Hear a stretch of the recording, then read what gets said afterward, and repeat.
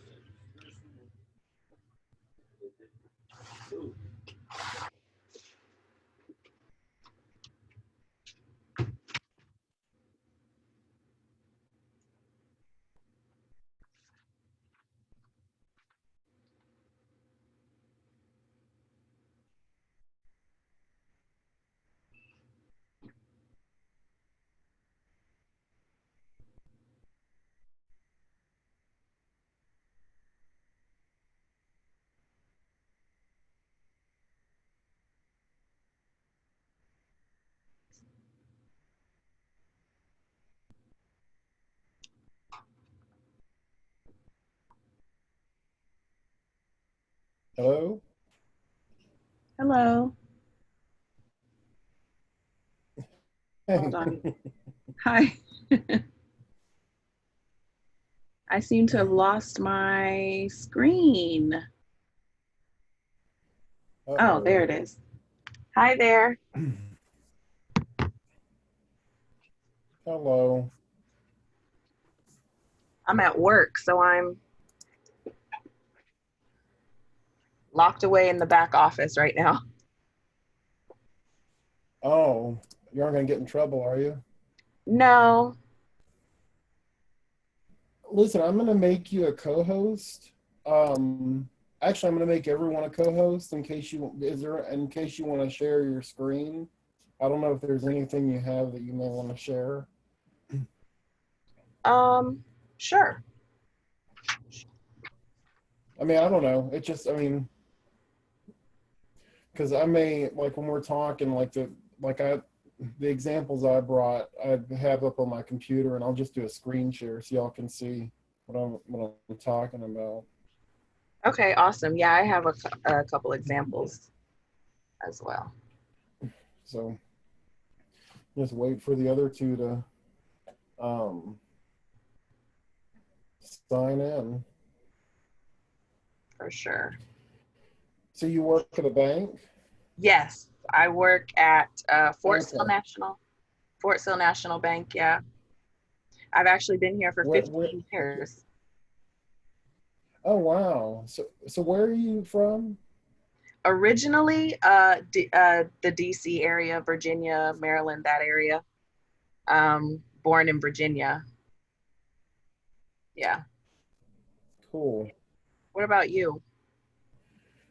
I am originally from New Orleans, Louisiana, and Oh, I currently live in Poplarville, Mississippi, which is about an hour and 15-minute drive. Um, yeah, so I work in New Orleans, um, but I also have my own design business at home.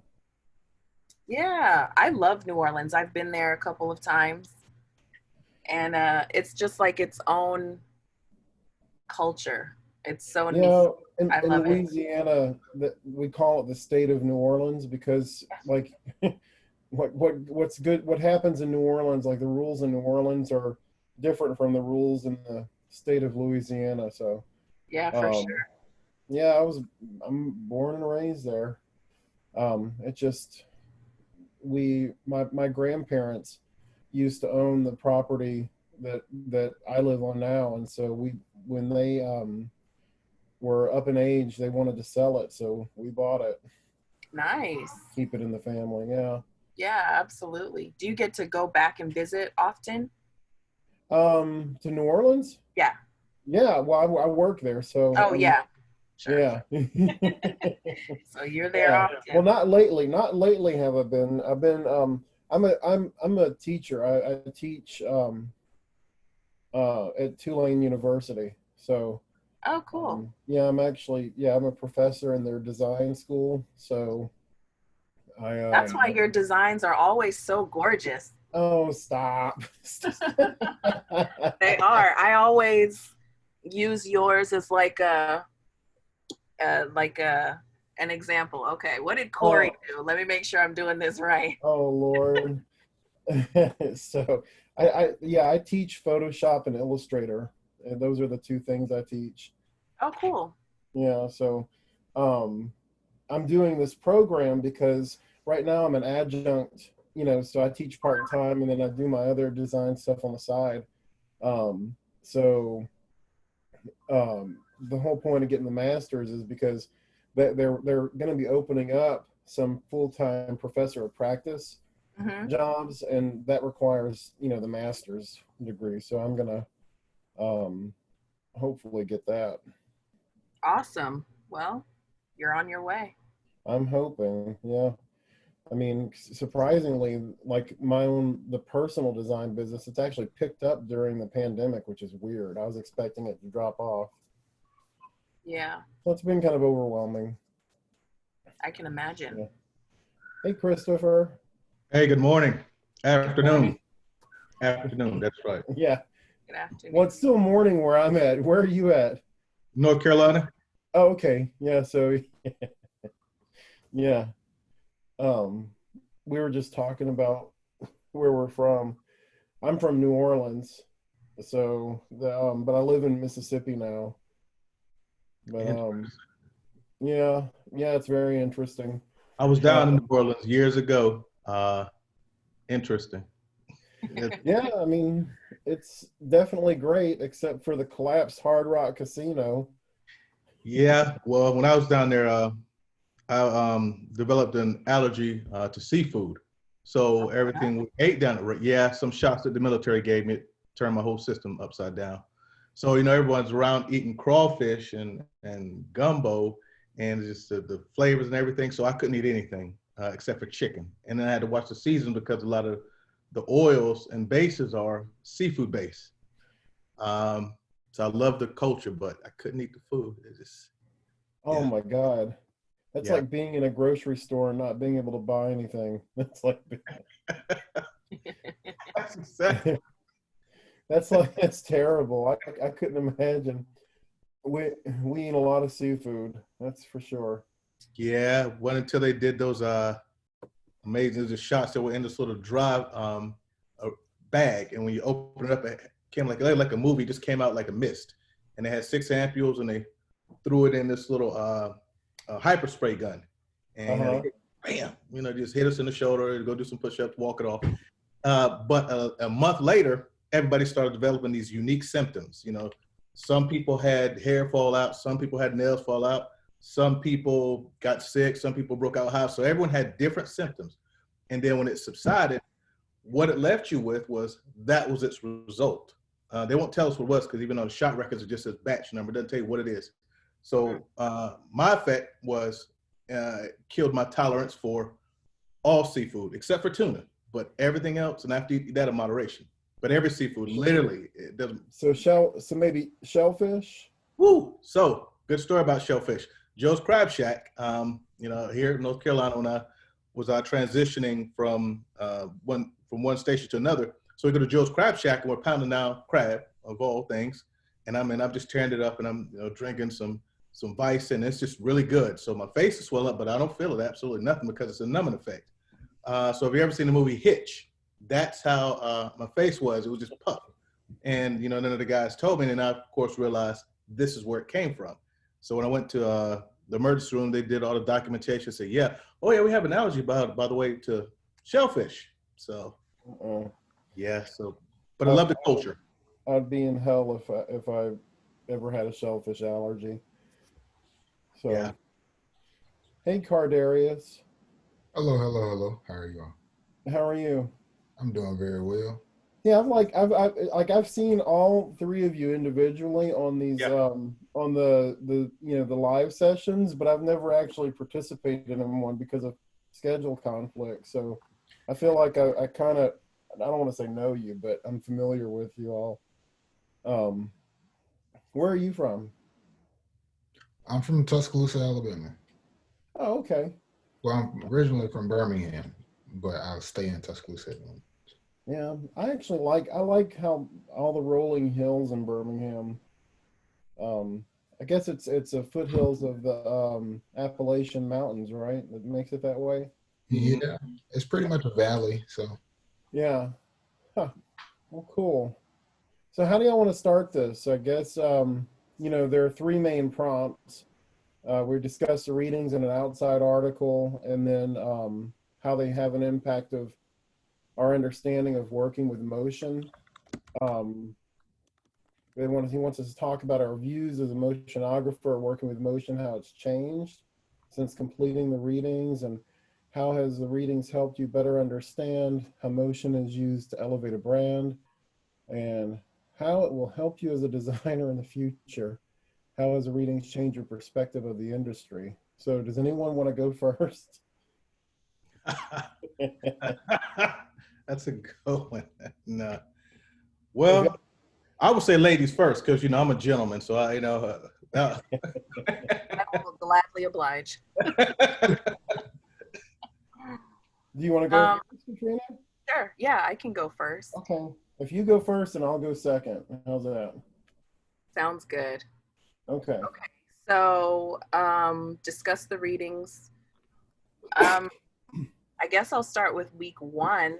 The week one readings were about the structure of design employment. And what I found with those readings was that it seemed like all of the authors had thought that the goal was to get to freelance design, but not without any experience first. Mm-hmm. So, they all basically talked about gaining experience by starting with an agency where you can, or with an in-house design group where you could focus on one design, get all of the experience that you could doing that for one brand essentially, and then maybe moving on to freelance, or if you want a little bit more design, a little bit more fast-paced experience, going to an agency where you can have multiple responsibilities while still gaining experience in that area. But as I said, it just seemed like the main goal was to get to freelance just for freedom of design expression, I guess. So that was just basically what I gathered from what I read, that, freelance was the goal, but, working to that goal through experience. Yeah. Well, why don't we all stick on week one for now, and then I'll follow up with that. So I actually have experience as in-house and as a freelancer. So what I'll say is this. The articles were interesting because, first off, I had never been exposed, like in my undergrad, to um, actual literature that was written about a stepwise process, breaking out of, I guess, education into actual real world application and jobs. So I actually started out whenever I first finished my undergrad working as an in-house designer for the Hattiesburg Convention Commission. And then, I honestly didn't like it because I felt like it was too restrictive on my creativity. So that's one of the things about the articles that really stood out to me was, I feel like they hit the nail on the head with the fact that freelancers do have, I guess, more creative agency than someone that's like, working within the bounds of an established brand. Um, so that's, one thing. And I'm good friends with somebody that owns their own design agency, and I know people that work for her, and that is an extremely fast-paced, demanding environment, um, because generally you have multiple clients and multiple projects going on at the same time. And instead of you working on something from start to finish, you're doing a portion of it and then you're handing it off to someone else. So sometimes you'll specialize in a particular niche, which the articles actually address that. It's like sometimes, certain designers will do more of one particular type of thing in the process than others. And sometimes they'll be handing off different things to different people depending on the way the structure is. But um, I will say that working in-house, just like the articles say, you do have more stability as far as like a regular paycheck and benefits. You do have some stability in agency work, depending on how large and established the agency is. But I will say that, freelancing, um, you basically you're trying to get every piece of scratch that you can as far as design work goes. So I felt like the articles really, hit the nail on the head, and I felt like, for people that aren't familiar with the field or haven't actually worked as a designer in the field, I felt like it was a really good um, general, umbrella of a presentation of particular avenues that you can take. So I would agree, though, that working in-house would be a good starting point for someone because you get exposed to, internal business processes, sometimes accounting, budgetary things. Obviously, you become an expert on branding and maintaining brands. So, I mean, it is a good experience, but I will also agree that you make more money as a freelancer because you get paid more per project because they're basically hiring you as an expert. All right. So, who wants to go next? I'll take next since I volunteered. Okay. So, and I actually, that was an interesting way that the gentleman put it on the very first one when he was explaining when he went in and his life story with the job and he expected to go in and do things. And with that one, I ran into that same issue. So as a solo designer, when I want to go work with a company, like for example here, Robert Half Group. Robert Half Group offers you either the ability to be a contract, whereas the pay is great. No benefits, but it's okay. But the pay is great, so you can afford your own benefits. But at the same time, you get that exact same exposure. So you have all these relationships laterally with the different departments. It's just you don't belong to them. You do your own work. You only go in 2 days a week. Everything else is remote. That's great. But at the same time, you really aren't immersed in the corporate world where you actually foster those relationships with the clients. So your only connection is from you to Robert Half, but Robert Half keeps the clients. Whereas if you actually Robert Half employee and they pick you up from contract to hire, now that clientele, you get to go ahead and now you have direct link to the clients. Even though all the work you do is for Robert Half, your name and your brand is still with those clients. And that was the only drawback. But for me personally, I love the freelance because with me, I really don't need clients because with my networking, I can find a client. That is the easy part. And it allows me to pick and choose which client I want because some clients, in fact, several classes ago, branding, I believe it was, or design research, whenever I was speaking with some clients and they were just bringing up the impossibles of impossibles. And you try your level best. And so I said, I'm not going to be able to assist you because your vision is bigger than my skill set.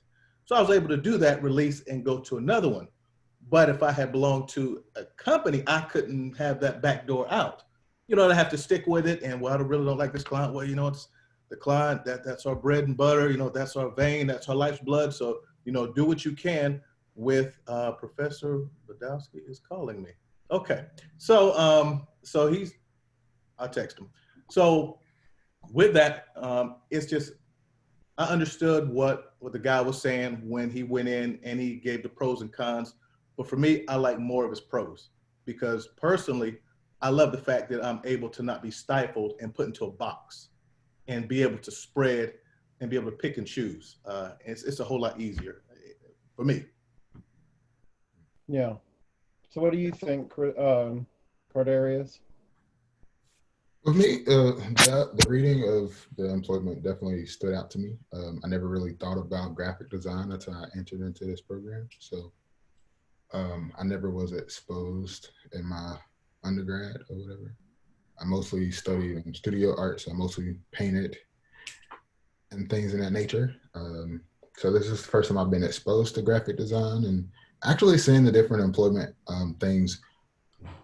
It was new to me. I did not know or whatever about in-house or agency or whatever. I knew freelance or whatever because freelance is just like anything else, like freelance photography and things of that nature. But I went into this program thinking when I finish, I'm just going to go straight to freelance or whatever. But I know now, as far as with my skill level, it might not be good for me or whatever. I probably will need that experience as far as working in-house or with an agency and things. So just to better my experience with working with the different programs. So. Well, what from my own experience, what's going to happen if you go to in-house is it is going to continue your education, and then you're going to be working with other people that have experience, and that they'll sort of take on the role of mentor, to you. And then, once you get comfortable enough, what I did and what I'm still doing is I haven't given up my day job. So I'm freelancing sort of on the side to start building clientele because like it hasn't been quite as easy, especially here because there's a saturated market. But there's one thing, I'm going to just fast forward a little bit to like the stuff for this week, like with the design for social change, like those articles we had to sign up for. In the article that I had, I know I'm skipping around, but I'm trying to make, a point and connecting things here. The article that I had was that they didn't mention anything about charging the organization that they helped. So they're talking about, they found this little tattered flyer and they're like, oh, they need help. And they basically, volunteered. It seemed to me, I'm assuming that they volunteered their time and their resources to help the organization, just to, I guess, design for social good. And, I will say this, if you're trying to build clientele, that's probably one of the best things that you can do. When I first started trying to freelance, like locally, I did free design for like the No Shave November here in Poplarville and stuff. And that's actually segued into paying jobs locally, like through the city. Like the city's actually commissioned me to do like a festival recently, and some other things. So, sometimes you have to, just to get experience working with clients, if you're going to freelance, you have to, I don't want to say work for free, but, it is good to like pick a nonprofit or something and do, that way you're contributing to the ultimate goal. And then, that'll get your work out there and people will see that. And then, it can bring, attract more clients in the future. But I don't want to take the spotlight, but I don't want to talk more than everyone else, but I'm just saying, like, just to bring up your point, from my own experience and from the readings, I think, they're absolutely right about in-house as being a first step. Well, and with that one, and with Cardarius, we were on the live session with Dr. B. You were talking about After Effects. And for me, that's maybe the one of the few, very few pros I see. The cost of software out here for subscriptions is ridiculous. Yes, it is. It's uncontrollable. In fact, when I was talking to Adobe some months ago, I said, hey, I'm a student, need that nice discount. So, you're paying $52 a month. Yeah, but I should be paying $21 a month. Well, okay, offer this. So being a student, you have that option. And being under corporate plan, you have that option. Because if not, Adobe plans actually break down a lot further and get more expensive. And that's why with you, the graphic design, yeah, it's something. But imagine when you go into motion graphics, and you start getting those heavy, intense programs, and you have to come out the pocket. You're not a corporation, you're an individual. So you get absolutely zero discounts. Even if you give your business name, you still don't fall up under Adobe's corporate ladder. So you're not able to do that. And with you, Katrina, your photography, those programs are ridiculous just for photography alone. Yeah, so you look at that, right? So if you're in a corporation, oh yeah, all gets you have access to everything. Lynda.com, Udemy, all those things are through corporations. So on the side, that's my only pro I can say, because I'm not complaining about not paying that full cost about those programs at all. And every time I've gone through something through my associates, through my undergrad, through my grad, everything, Adobe, first people I call, hey, listen, I'm a student, need that discount. And it's wonderful. And, like Corey said, that's that exposure when you're under a corporation, you get those things, and that mentorship, because a lot of times if you're freelance out here, you just go by your network. Hey, I'm having issues moving this or create this or masking this. How do you do it? So, and that's time that you're pulling away from when you could be making and fostering client relationships. So, and I know you struggle with After Effects too, man. I know, I got you. I was up late last night. Definitely After Effects is one of those things that I wanted to work with probably about 7 years ago.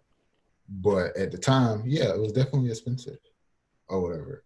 So getting into the program and seeing that I got free access to all these programs, I'm like, yo, this is exactly what I need here. Yeah. Because I got really excited or whatever during this week working with After Effects and last week or whatever. Since I was like, yo, I've been wanting to work with this for a very long time now, and now I get to. So, and I just say to kind of tag along on that, the whole freelance discussion. One thing that I've noticed with my photography business also is having to add the cost of the programs that I use to the price. So when I first started out, luckily, I'm talented if I do say so myself. But that's luckily. In this design thing, not so much. So starting out with that freelance and then having to add the cost of those programs to my fee, but not having as much experience as perhaps I should have, people are like, well, you're really expensive, but you're not that great. You know what I'm saying? So there's also that rub. Yeah. I'll just share this real quick, and then I guess move on. The way that I structure like my fee is based on I figure out how much it costs me. So I take all of my expenses per month, everything that I have to pay out, and then I figure out how many working hours there are in a month, and then I figure out, okay, well, this is how much everything costs me per hour just to function and operate. And then I'll double that figure, and then that's what somebody would pay me for an hour. Okay, so then I know, because I have the experience as an in-house designer, I know how long on average it takes me to do individual things, so I can estimate, okay, well, this job would potentially take me 5 hours to do. So then I know what my hourly rate is, and then I can quote that to a client.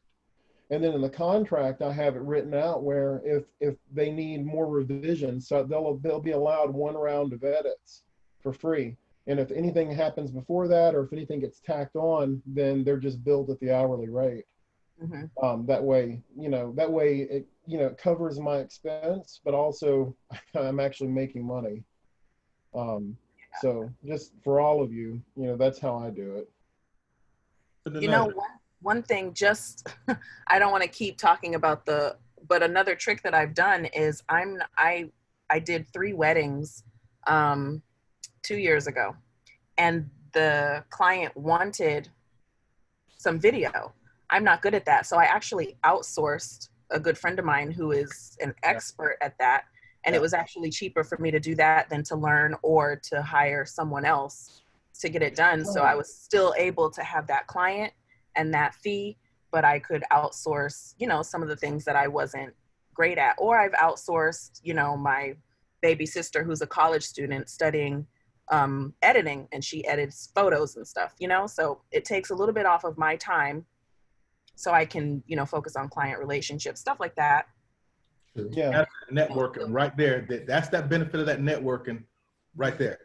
And that's the amazing part that you're able to do in freelance design. And both sides have, you know, give and takes, but saving that money, able to outsource, and see then what that does is now you can put that in a premise of saying, well, I mentored somebody up under this. So that now what it does, it expands your name and your business because, okay, well, not only does she do this, but she actually brings college students together and she fosters that mentorship. So that's a win-win right there for advertisement bonus. You know, I didn't even look at that. Mm-hmm. That's pretty good. So what about motion, the readings on animation and motion and design? Y'all want to, does anyone want to go first, or y'all want me to go first? Well, I have to pull the one up, but you can go first while I'm pulling my notes. Okay. Up here. Yeah. So as far as the readings on that go, the overarching thing that impacted my understanding of working with motion was not only just on the actual experience of working with motion, it was how time consuming it is. And it shouldn't have surprised me, but you know, the level of planning that, you know, has to happen prior to actually getting into the software and working out what the moving parts are going to be, where these keyframes are, how all of these things are going to play out, how quickly, how slowly. And then on top of that, having to communicate meaning, you know, through motion. I mean, it's such a multifaceted, multi-layered thing. It really kind of blew my mind because, you know, we see things all the time, and I realize how much I take for granted when it comes to that. Just from my own experience with this, you know, with the motion graphics challenges that we've had. I mean, you just don't realize, you know, how much. So when I'm watching the news now, I see all these graphics moving, everything. It's like it's astounding to me because I'm wondering how many man hours go into one news segment, you know. So with that, if y'all don't mind, I want to share my screen and show you an article that that I found that really kind of impacted my understanding more. Can y'all see my screen? Yes. Yeah. So this article, excuse me, motion graphic ergonomics, animated somatic system for typographical communication efficiency. Really long, nasty, boring title, but you know, when I'm looking at these articles, I'm always like skimming through the abstract. And the thing that really stood out to me is this little section here where, you know, it says movement is particularly versatile in terms of message manipulation and composition. This is very clear in practices like ballet, where the dancer uses just movement to communicate entire messages, story, and feeling. And so that, to me, like that one statement sort of wraps up the entire goal and process of what a designer is trying to do through motion, because what you're trying to do, from what I've gathered from the readings, is you're trying to take a narrative, a story, or a brand, and you're trying to communicate that sometimes with no actual dialogue or text, you know, just simply movement. And this article really, you know, spoke a lot to me because it made me realize how much, as a designer, a graphic designer, I really should be paying to motion design. Another thing too that, let me get down here and find it. um, this section here in the article is really nice because it says, I believe, well, actually, it says the first consideration is the power of movement. And that's because of the fact that motion is the strongest appeal to attention and implies a change in conditions of environments. And the cool thing about that is that, people, at our very, because of evolution and the way that we've changed as a species, our basis of survival instincts, like it says here, is on visual stimulus, and motion. Written language, all of that came later, but just the basic, instinctive survival of the human race is based on, the world around us and movement. So it makes sense that as far as visual hierarchy is concerned, you would have, motion would sort of take precedence and always come out number one. And that's sort of what I took from this article, and what really had the most impact on me is the importance of motion, and how, still to this day it seems like it's not, I think people understand how important it is, but I think that even in my undergrad, the importance of motion and design was not stressed as much as I think it could have been. So with that, I'm gonna hand it over to someone else. Yeah, I wanted to just say I agree with that. It wasn't until these readings that in your head you can think, well, motion is important, of course, but you don't really recognize how important it is until you see, I think of, a print ad versus a video ad or a commercial, and the power behind which one. Of course, with my undergrad being in literature, I can sometimes decipher an intense meaning in a piece of written work. But when you are actually seeing a video and hearing the music and seeing the movements and looking at people's interactions, or just how the images are displayed, it can just be intensely powerful. And I think that's the point. The point is, because attention is very scarce and very limited, and there's so much noise and so many ways to reach people, the point is to actually move them. And that's what I think motion does. And that's how my understanding of it has kind of changed. I've always been, literature has just always been more important to me, just because, like I said, that's what I studied in my undergrad. But now I can see, and I actually have an article. I'm not entirely sure how to share the screen. Oh, here it is. But I can share this article here. Can you guys see my screen? Not yet. No? While you're working on that, I just made you, Cardarius, and Christopher, I made you both co-hosts, so you can share your screen if you have anything you want to share. All right.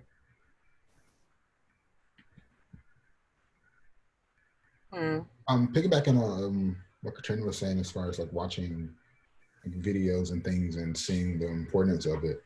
I always looked at videos and motion graphics just from my art standpoint or whatever. I didn't really pay attention to the meaning of it, didn't know anything that it was supposed to have a meaning and a reason or whatever. So I would just look at it because mostly like the colors or how it's moving, as far as my understanding of movement and things in that nature.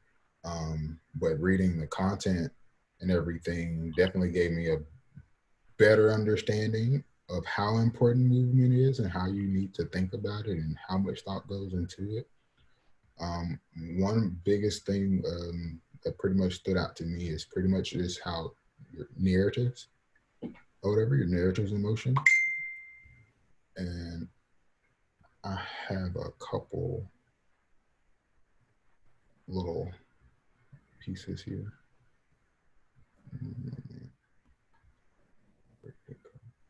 There it is.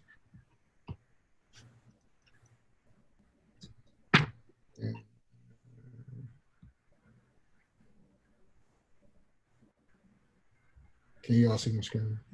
Mm-hmm. Yes.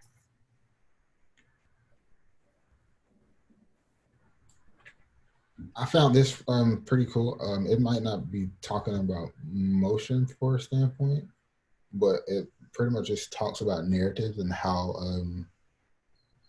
what is it human-centered design and things in that nature, and how I pretty much kind of correlated it with motion as far as how it would help out.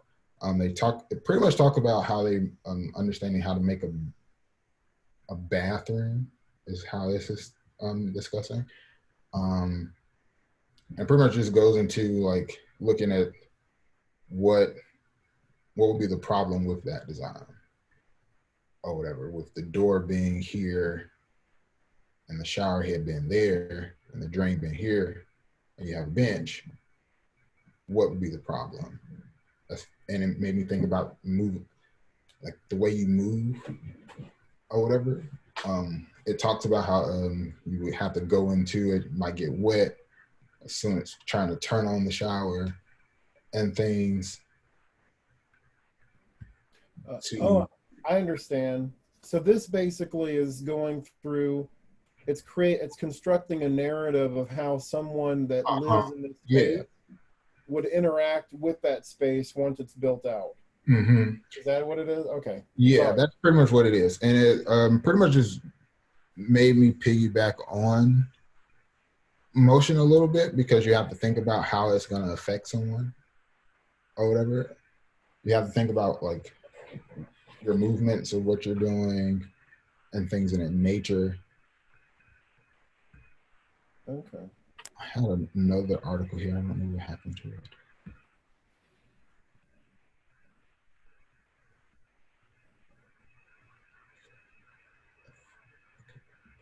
Did you figure it out yet, Katrina?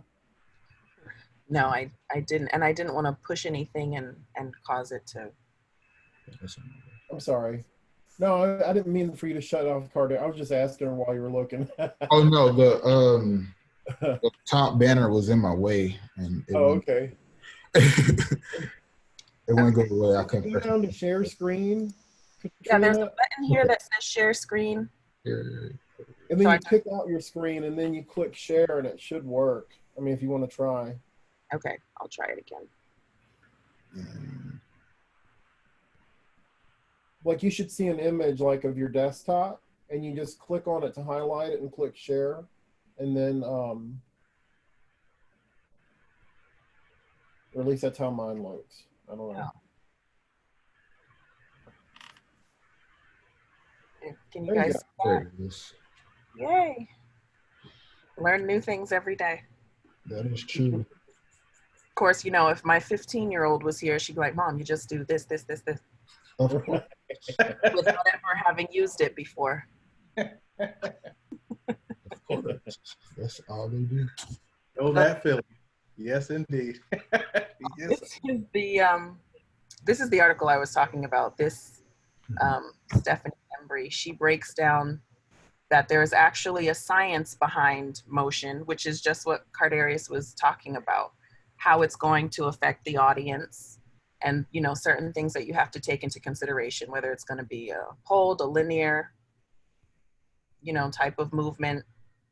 And she just goes down and gives various examples, just talking about how movements affect the audience. But Cardarius did a good job of explaining that.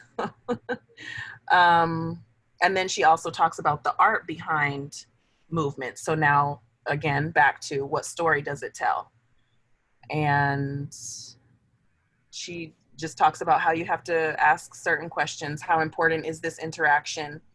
How does it express also the brand language? So if it's quirky and fun, how your movements are going to express that along with the words, the typography, the colors, excuse me, I'm sorry. Mm-hmm. If it's serious or if it's personal and straightforward, how your movements are going to affect that as well as the typography, colors as well, and the actual words that are used. So yeah. That was that. I got to my other. Can you tell me that article? Yeah. I mean, I like the graph, like we're talking about motion. I like how the motion is used to actually explain it. That's kind of cool. Sorry. And I have my other, I got to my other Okay. thing. I'll show you real quickly.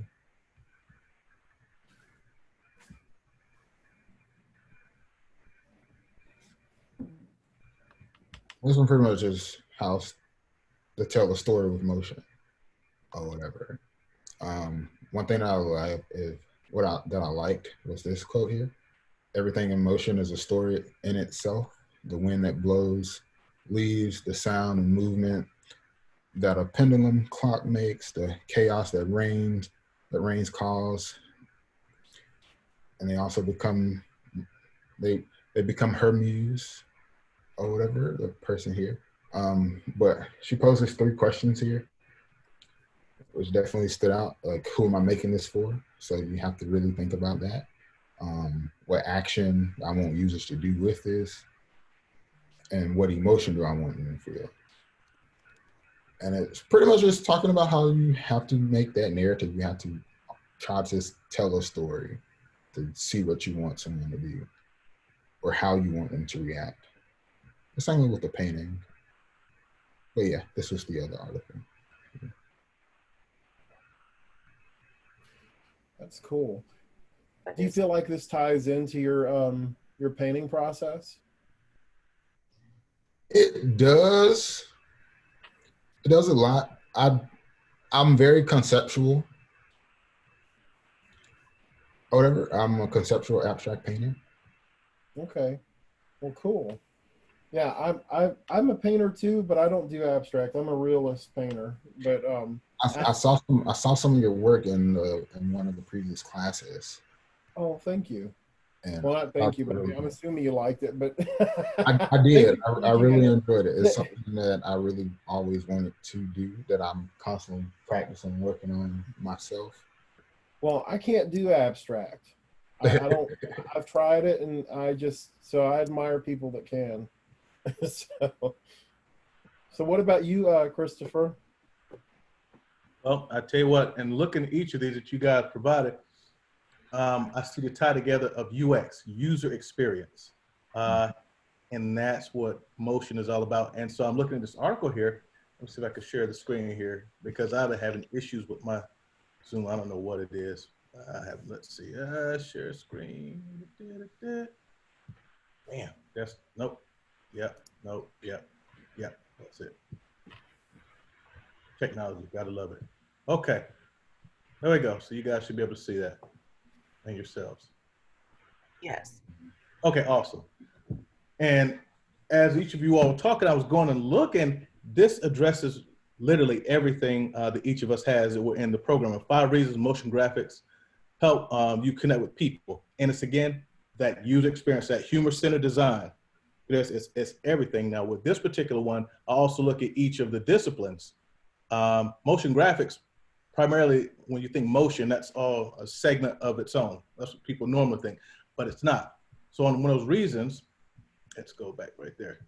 So the emotionally captivating, again, human centered design, human experience. When you can tap into someone's, through design, someone's emotions, you have them. And that's what really gets it in design with motion. Motion does that without words. One of the exercises that we viewed earlier, where it used motion to translate the story, I think it was like about a 15 to 20-second commercial, but it was just motion. And each person viewing it, I noticed, because I looked at it several times and I had a different feeling about it every time. The emotion that it pulled. So it's interesting. Let me look at it this way. Let me look at it this way. And every time I had a different feeling, that emotional sense, just in the movement, the colors, the way the movement, the slowness, the quickness, the transitions, just motion alone. Second reason, distill information, easily comprehension. Now, in this business, when you present something with motion, it has to hit instantaneously. If you don't, you lose your audience. And your audience is, okay, well, I'm just going through the process. And with this one, it found the MIT study, which I didn't click into that because I'm sure it's a long study, found that you can process visual information in as little as 13 milliseconds. So whenever you introduce that motion, it has to hit really fast. And previously, the view in motion graphics, I really didn't think about that. It's okay, I just make something move A to B and that's it. That's all it needs to do. But I didn't realize the opening. And we actually had one of the exercises. What's the young lady's name? Something Fong, Karen Fong, Corinne Fong. Yeah. With her, she was explaining this exact same thing with Charlotte's Web. What they wanted to do to draw the audience in is not immediately take a spider, put it up, automatically start writing, and a talking pig. No one wants that because you've pretty much destroyed all of Charlotte's Web. So what she did is she collaborated, and she found a great individual who puts artistry very nicely. So she used his artistry, and she let his artistry, which was fantastic, carry on into the story. And it wasn't introduced until later about the pig, about the spider. Well, it's the same way with the content. You have to steer the audience into exactly where you want them, and it's that information. And then the third one, which is their passive experience. This particular one, you have to look at how, well, it says insights and reports that consumers spend around 6 hours per week watching video content on social media. I say that's a lot more. I don't agree with 6 hours because I know I watch it a whole lot more than 6 hours, especially since I've been here at Full Sail. I'm on this thing, you know, and I'm looking at how social media and what I'm doing, how other people are doing it. So that 6 hours is just a scratch. But for me, I'm always looking, always looking, always looking.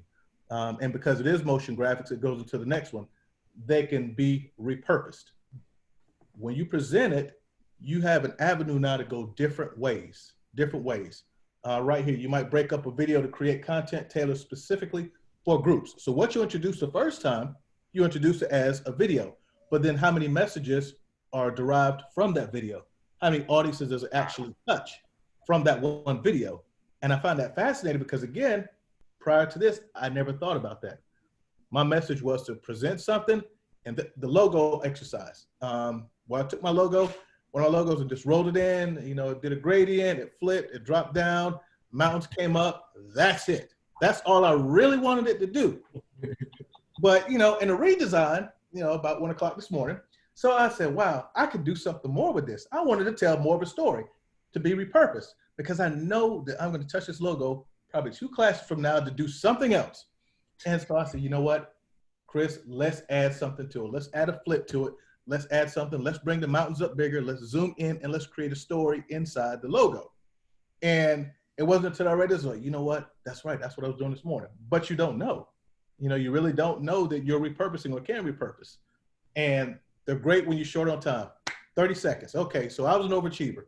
And Dr. Badowski, he said, you know what, Chris, that's great that you did a minute you know, video, but you only require 30 seconds. Yeah, but I got caught up because I couldn't crunch it in 30. So I did a minute. The coffee exercise we did, I had to do it. You know, my coffee was great, but 30 seconds just couldn't tell my love. I mean, even right now, I have a cup of coffee, you know, and if I wasn't talking, I'd be over here putting more coffee in it. So as I was doing the video, thinking from the user standpoint, as designers, something we're not supposed to do. We can never be the end user. We can't design to be the user. We have to be the designer. But in that one, it's the same thing. When you impact the video, you got to get it in. I mean, you lose people so quickly. And on a platform as me as a designer, a web developer, when they hit a page, I need them to hit it and get it right there, because if not, and you look at the analytics, you're losing them. They're going away. So I found there's some really good exercises in here are absolutely amazing. Like this particular one, the value of data visualization. That one I love. I'm going to definitely watch it in a little bit. And because that's one of the exercises also in the reading where the TED Talks, the guy was dissecting the brain and telling how many parts of what the brain does, how the eye perceives it, how the mind perceives it. So it's just, again, prior to this course, I really never viewed motion graphics and it's really, its scalability at all. And I absolutely fell in love with it other than After Effects. I mean, it's trying sometimes, but when you get it, you got it. And it's a tool that really is phenomenal. Cool. So I guess we can segue into the motion portion. Does anyone want to show an example of motion, or y'all want me to go first? I can show, I have an example right here. Okay, go ahead. I chose the Hard Candy. I think it was a 2005 thriller hard candy. Did anyone see that? Mm-mm. No. Well, here is the motion poster for it. Actually, let me pull it up. Can you guys see my screen? Yes. Yes. Yes. Okay, yeah, actually did. That is wicked right there. That I is this movie. terrifying. I remember this movie. That is It wicked. is terrifying. You know what's really effective about that is it builds anticipation, because at any moment you're expecting those jaws to come and lop her head off. For That's sure. what I was waiting for. For sure. Yes. So just to answer my contribution to answer this part of the question, motion posters are used to grab attention. And just like I said, this is absolutely terrifying, just like it says on the screen. And so if this is something that I, as a consumer, am looking for, it does its job. And I have a little bit more of an idea of what this movie is about. And it leads to what is, I think, the point, which is to sell either a ticket or a DVD or a stream or whatever the case is. So I think this is what motion posters are ultimately for, to get sales for the client. And I think that's what adding motion to this does. I mean, a static image of this wouldn't have been Mm-mm. even marginally as effective. Mm-mm. No, And that's because you feel like, ugh, what? Like, oh my God, what's gonna happen? Yeah. yeah. And see, that's one of the platforms. Exactly. And look at this now, and this shows where traditionally, remember how posters of yesterday, you would view a poster, the Boris Karloff, the Mummy. Now, and if you look at the Mummy, you see, the colors, especially the colors pull you, the artistry of it. You have to find your own feeling that it evokes in you. You have to search for that. I mean, you get it. It's real vintage. You think, wow, this isn't like the mummies. Today they can run faster than you can. This mummy, you can just look in no motion, period. So your mind is turning. But this right here, this shows the what's the word I'm looking for? Why can I not find the word? Progresses from one progression to the growth of posters, of movie posters, and how motion actually impacts us, because you can take this and apply it to any old poster. I mean, wait, a Flash Gordon poster. Did you say Mummy? Yeah, the Mummy, Boris Karloff. Are you sharing your screen? No, I stopped sharing. Oh, I don't think we could see. I don't think we saw what you were showing. Oh, I wasn't showing anything. Oh, okay. I'm sorry. Sorry. I can't pull it up because I do have it here. Was that me? No, it wasn't. Okay. I'm sorry, Katrina. I didn't mean for you to. I thought he was trying. No, I was finished. Yeah. Okay. All right. I don't I think I saw the Mummy. You found a motion poster of the Mummy? No, what I was saying is how the Mummy is a still image. And, okay. And with the Mummy still image created back then, the migration of movie posters and how they evolved from the standard movie poster, because this particular one, if this hard candy, if it were just like the project with the Mummy, where the Mummy poster was still and this poster had no motion to it, it wouldn't feel the same. But now if the Mummy were able to move, and I think I'm trying to find one, and you know what it is? It's attached to my hard drive, and that's why I can't access it. So, and I wish I had it up, but you know what? While someone else is talking, I can actually pull it up. And well, real quick, what I was going to say is, like, I can imagine a Mummy poster where you have a head-on shot of the Mummy, like this, his eyes are closed, and then all of a sudden, open. And then they open. That would creep me out. But. What you think of the last scene of oh, I do have it. Bam. Okay. Done part 1. Okay, so let's see. We're gonna go. How do you share this thing? And there. Okay. So I'm gonna stop it right there because it has to go. Okay. So let me go to screen sharing here. Gotta love technology. All right. So there and there. Okay, so this particular one, and this is one of the ones I submitted and I'm continuing to work on. So this is the portion after the explosion. There, all right. So with the mummy's small, subtle movements, see now this is where the original mummy poster, if it had no movement, but taking the same poster and applying it the exact same way, the mummy's pulsating, then there's other design challenge. So what that goes to say is, let's swing back down. It would be neat if you could make it look like he was breathing.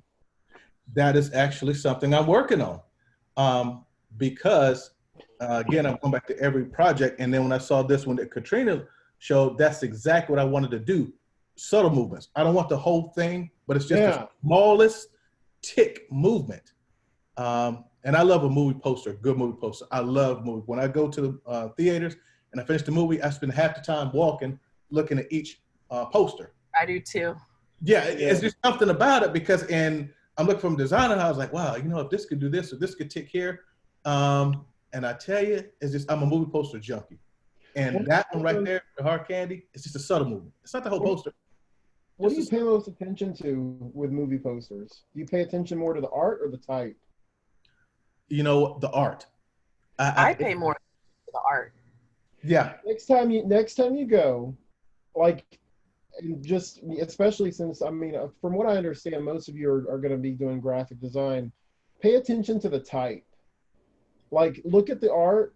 You know, that's the first thing you'll look at. But look at the type, and pay close attention to the typography and the type arrangement and placement, and you're going to learn so much about that in visual hierarchy just from those. But anyway, interesting.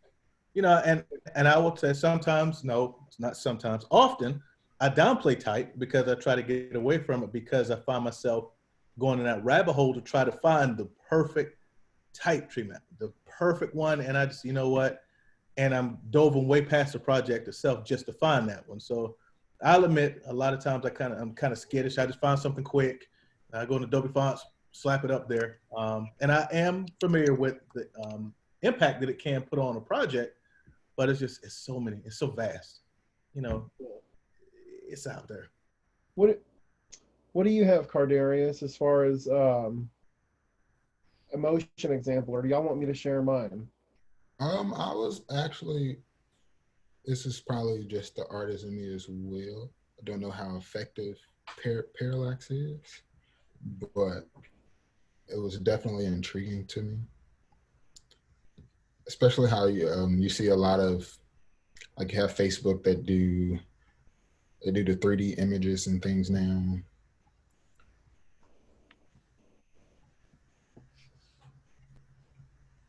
FYI for everyone, I chose parallax too, so I'm curious to look at his.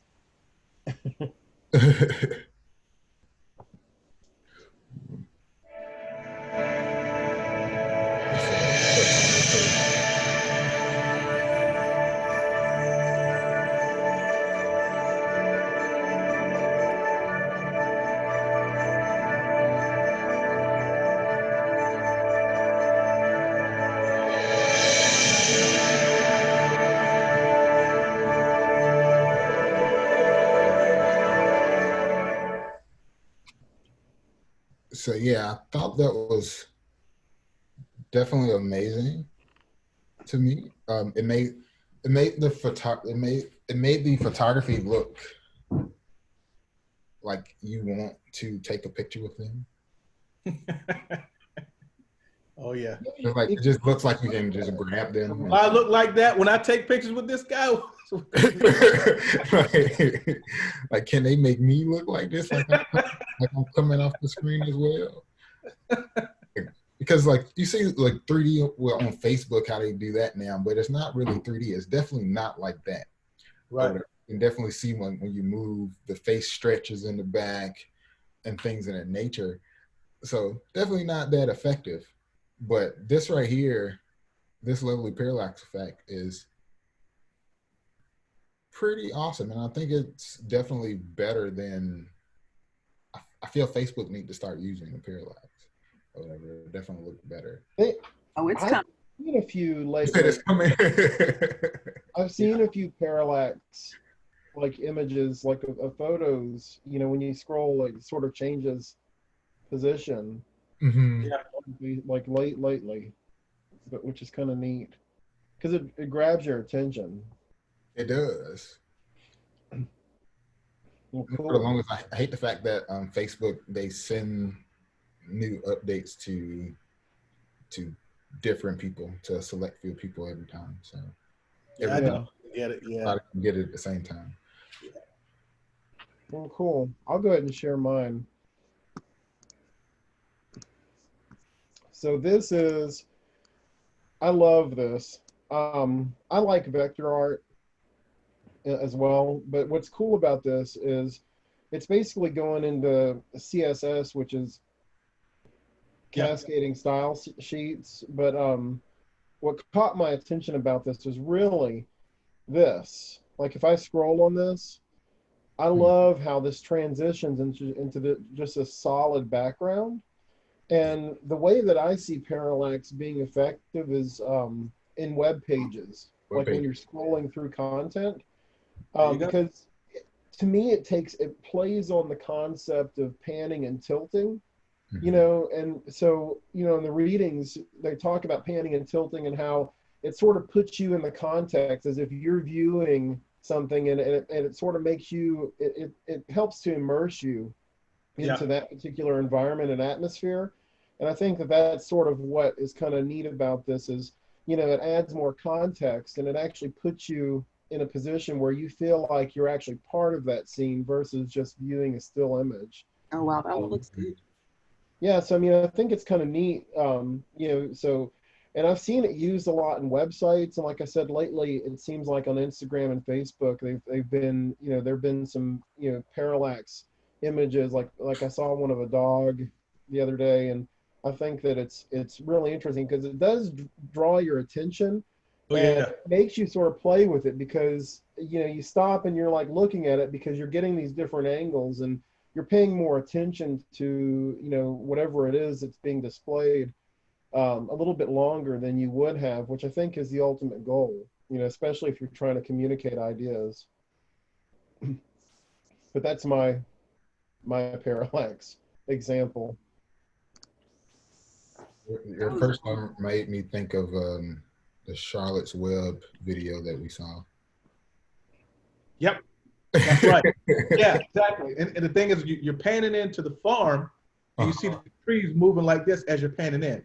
Uh-huh. And that's skillful because you're moving at an angle this way, and the trees are coming across this way, Yeah. but you're still going like this. I said, oh, that's tight. That's too much work for me, but that's tight. You know, you know. But exactly, and that's again another example how motion is being integrated into visualness like that. It's just Yeah. amazing. What's cool is, to me, parallax is such a simple approach, but it has a really big impact, which just shows you that no matter what it is, you know, motion sort of, you know, trumps static design. You know, obviously there are going to be times where you can't employ motion in design, but it's just, you know, kind of neat to, I feel like, you know, it sort of opened up a whole new landscape for me. yeah, for sure. Mm-hmm. So the last part is narrative, how story helps you in your own design work, and discuss how story helps you in your own design work, and how and it has helped you think about narrative and the use of narrative in design. Bring an example of narrative use in design. Um, y'all, I'll go first if y'all want me to. Okay, so I'll share my screen again. So I'll show y'all this. I don't know if y'all can see that. Let me make it bigger. So this is, I ran across this example when I was reading an article by Jonah Sachs. And the article is called Empowerment Marketing, Advertising to Humans is More Than Just Selfish Machines. And what I found was cool is that up until this Volkswagen Think Small advertising campaign, the narrative around the auto industry was sort of built by Cadillac, and Cadillac, was becoming sort of the ultimate status symbol. And, it was expensive, flashy, everybody wanted a Cadillac. And then here comes Volkswagen, and they come with this little car, and it says "Think Small." That's all it is.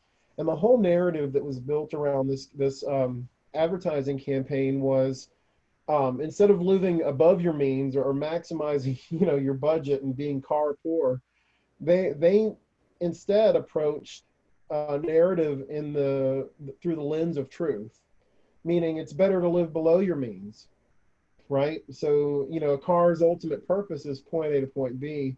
Live below your means, think small.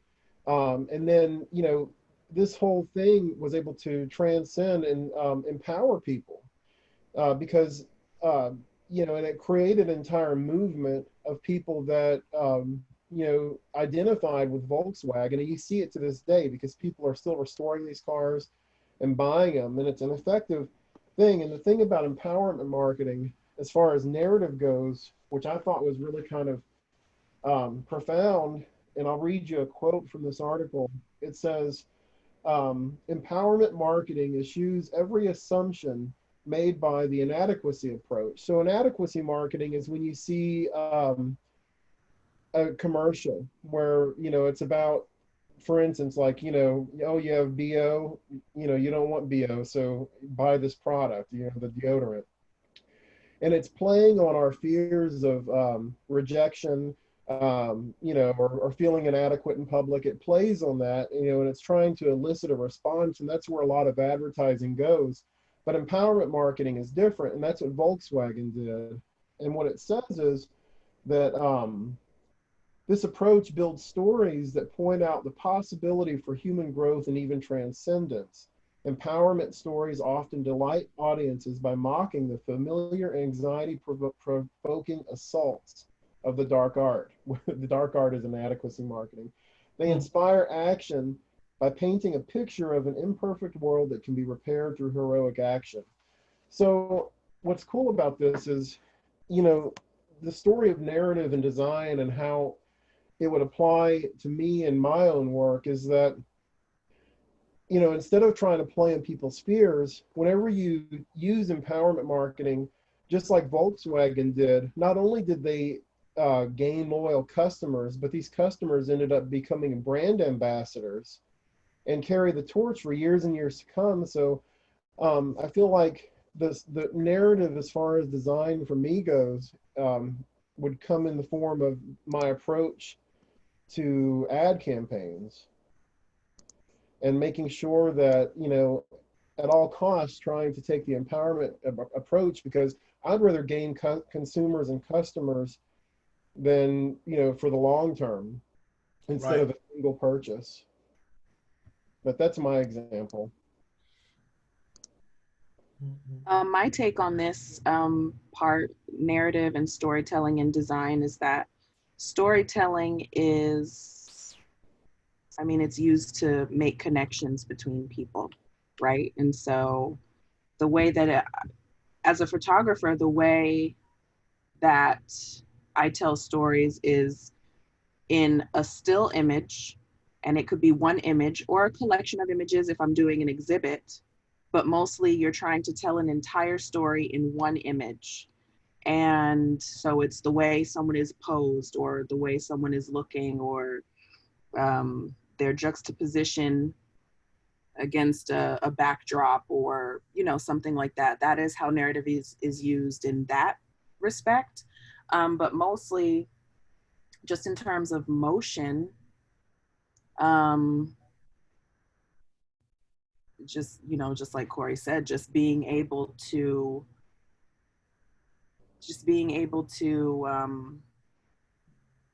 I lost my train of thought. Evoke those emotions out of the piece that you're creating, and get those emotions from the audience. But just like I said before, mostly it's about making connections and having people connect to what the design or the artwork is, in order for them to do what you want them to do. I have an example here. Cardarius, you might appreciate this. It's a little bit conceptual and abstract. It says I can't share my screen, but I can send it in a chat so you guys can see it later. But essentially, I'm sorry, I can't hear you. I don't know why, but it took away your let me make you, I made you a co-host again. Oh, okay. So you should be able to share now. Okay, let me pull it up. And then screen share. Can you guys see that? Stephanie Pasul. Yep. Yeah. Okay. She applies narrative structures to graphic design. So let me read the notes that I wrote.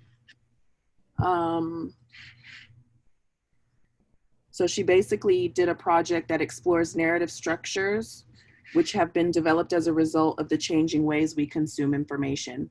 It's a conceptual but abstract form of narrative. But what she did was she basically used The City by Hermann Hesse to create 6 chapters of a story using abstract photography. Oh, wow. To tell a narrative, to tell a whole narrative story. And Wow. so I have, she used graphic design and dramaturgy to create each of these chapters, and here they are.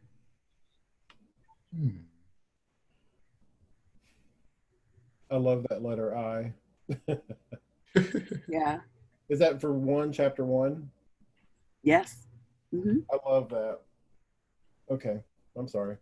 You know, speaking of the different typefaces that we can use, I found this book by Robert Bringhurst.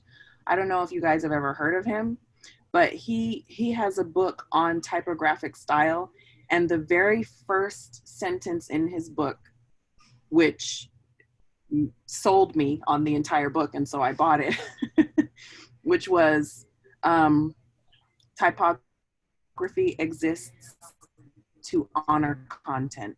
And I was like, wow, that does a lot. That is powerful. Oh, yeah. But you guys should read it. I think it's me the name of that book. Yeah, for sure I will. I think it's called The Elements of Typographic Style. But anyway, this was the example that I found for, you know, telling a story using just graphic design and art. And I think she does that pretty well here. I love her little still life setups. Her what? A lot of her, some of the pictures, I think the next one up. The next one up, I mean, or maybe the next one. Okay, that one. Or whatever. It makes me think of a still life setup as far as the composition of how she took that picture on the left. For sure. I mean, different than motion, and I think in static images, we kind of have the opportunity to create our own meaning, which is effective in its own right. And it can be interpreted different ways for different people. Mm-hmm. But that is how I think narrative sort of affects me in, you know, the work that I do and the things that I'm interested in, art, photography, and stuff like that. Just being able to use still images to tell a story without the assumption of motion, or without sort of corralling the viewers to come to a certain meaning or a certain understanding. Mm-hmm. Mm-hmm. You know, telling a story, but also that story being able to be interpreted in different ways as well.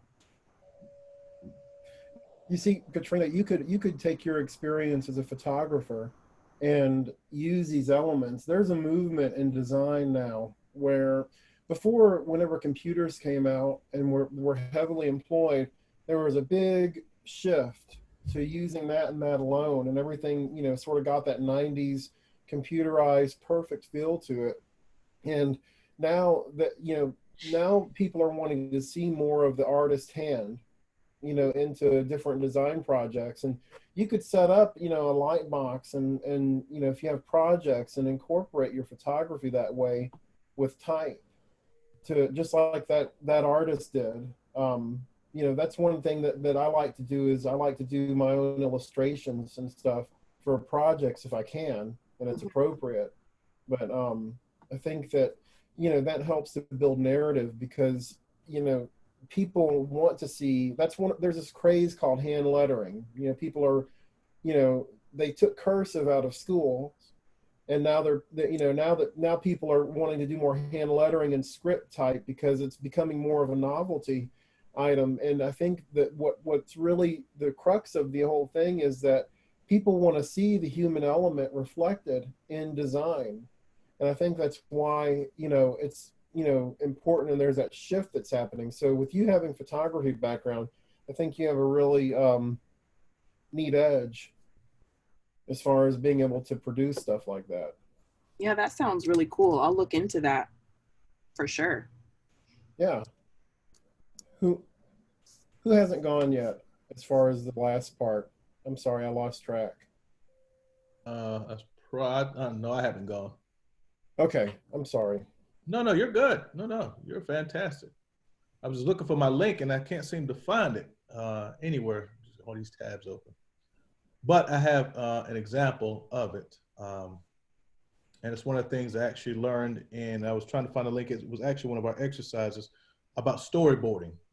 One of the things that I used to do, and it was only because of video. At one time, that's all I did.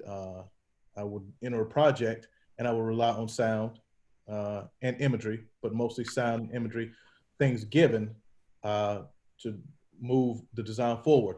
But in this exercise, and I know it's somewhere around it, just floating, and I literally have the link, and that's what I've been looking for.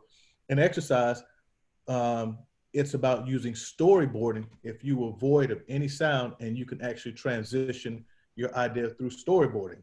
And it's an old art from way back when. And I'm looking at actually an example here to share a better example, because there's a lot of them out there, but not all of them are good.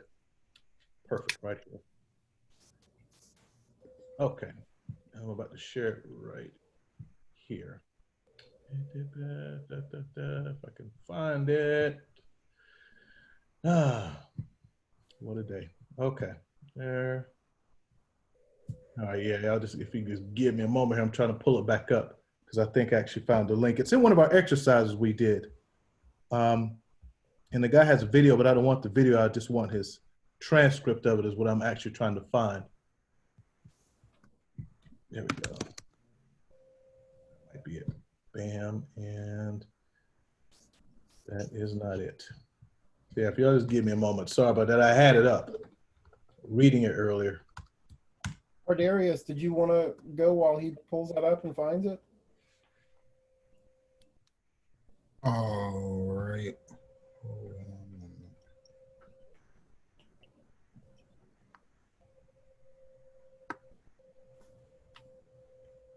When I think of narrative, it pretty much takes me to empathy. Going back on empathy, pretty much how you like, empathy and motion-centered design or whatever. Because you're trying to tell a story, you have to step into that target audience or whatever. You gotta step into their shoes, put yourself where they are, see how they experience, how they would experience what you are doing with your motion. I don't necessarily have an example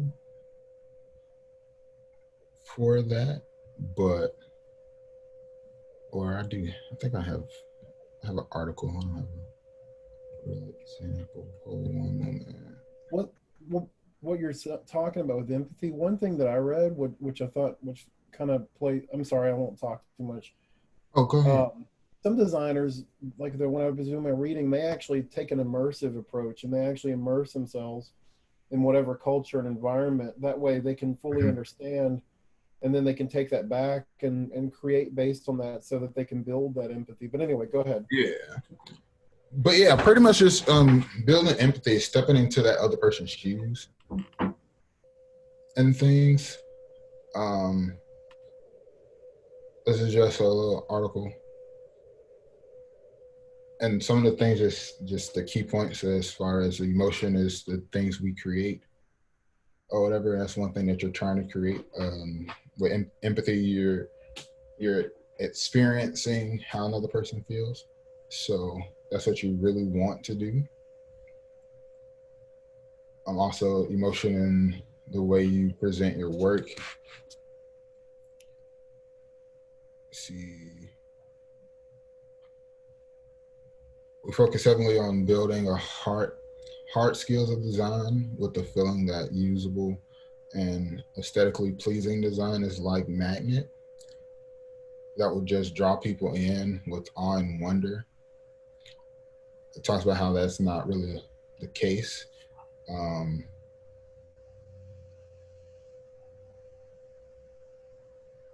Yeah. That's cool. Pretty much. I think this article too, I remember reading this. Anyway, I can't remember what I was going to say. It wasn't that important, obviously. Something else in here. Where was it? I think I remember this article. I think it was one of the other points in it was basically that, you know, get people on board with your vision, with emotion, getting them with emotion and letting them feel what you're trying to communicate. And then the design can be what the design's going to be. Yes. Okay. So yeah. This one, that's what I remember it now. She was talking about narrative, not in the traditional sense, you know, of a traditional story arc. She was talking about using, you know, emotional narrative. Mm-hmm. Yeah. And then the design, you know, should play into that. Mm-hmm. So you can, you know, basically affect buy-in. So basically the main point is the emotion and how people feel, right. kind of adds to that. Right. And it's something that people can connect with, which is how you get, you know, empathy from the client, and then they have that buy-in for whatever it is you're trying to produce. Mm-hmm. It's just like reading a book. You just have to read a book with motion. Mm-hmm. Right. So cool. All right, Christopher. Is that it, Cardarius? I'm sorry, I'm not cutting you off. Yeah, that was it. Okay. Did you find it, Christopher? I did not, and I'm combing history and everything, and it's nerve-wracking because literally, we'll just talk about it. So what it is? One of the guys, he made his, he had a video or talk show, and one of the things he was working with was narrative, but narrative in a sense of visual narrative. And he said that you have a visual narrative to where you should be able to storyboard. In fact, they even downloaded the program Storyboard. And what that does is that helps you set up different scenes, and you can take the same footage and set the scene up differently, and it starts and controls and steers the motion in different ways. And so with that one, he said for a lot of motion designers or graphic people who are now into motion, because that's one of the hats that you have to wear now as a graphic designer and a web developer, he's saying using storyboarding can enhance the narrative in all of your fields. And he did it really brilliantly, because what he did was he used color. He used a lot of white space in certain things, like to translate, okay, what's coming next. And he's building up, because he had powerful images and then white space of the small part of the image, and then continue with it. And I really wish, I'm so, like I said, because I can't find it, but it was so good and it was so masterfully put that I said, wow, okay, I never looked at storyboarding in that sense. Storyboarding is not something that I would ordinarily do, because for me, honestly, it just adds time to something that I'm already working on. And with all these subjects, I don't have time to storyboard stuff. But in the long haul, it actually is effective, because that storyboarding helps you set up in any fashion. Again, I'm looking through my history. I'm looking through all the notes I have here. I even look at where the date that I downloaded the program that he mentioned, and I can't find that sucker anywhere. And I actually got the information from one of our readings and from one of our assignments. So that's what I'm gonna have to look for that one. And I find I'm gonna email it to you guys or shoot it to, because it's a really great video and it's giving me a different insight on storyboarding as a narrative. And it's just, like I said, I can't figure out why I can't find that sucker. It's two guys sitting on a talk show and they're running through it. One of the guys, he's an Asian guy, and he has his hair flipped. The future. I think I found it. I sent it to you guys in the chat. Let me see if that's it. Yeah, because